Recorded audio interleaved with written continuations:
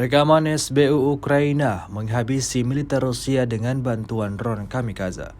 Ramai beredar di media sosial Telegram pada Kamis 18 Januari 2023. Sejumlah tentara Rusia yang sedang beroperasi di dalam parit tak mengetahui jika mereka dalam pantauan drone yang dioperasikan SBU Ukraina.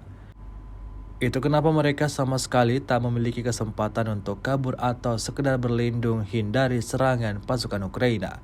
Serangan presisi tinggi tanpa aba-aba langsung meledakkan parit bersama prajurit Rusia yang ada di dalamnya. Hingga video ini beredar, belum diketahui pasti ada berapa jumlah korban yang tewas dalam insiden ini. Kendati demikian, rekaman ini telah menuai beragam komentar dari warganet. Memasuki hari ke-329, Rusia melaporkan secara total 372 pesawat Ukraina dan 200 helikopter, 2.891 kendaraan udara tak berawak, 401 sistem rudal anti pesawat dieliminir sejak awal operasi khusus. Sementara itu dari kubu Kiev, Kementerian Pertahanan Ukraina melaporkan 870 tentara Rusia dieliminir dalam sehari terakhir.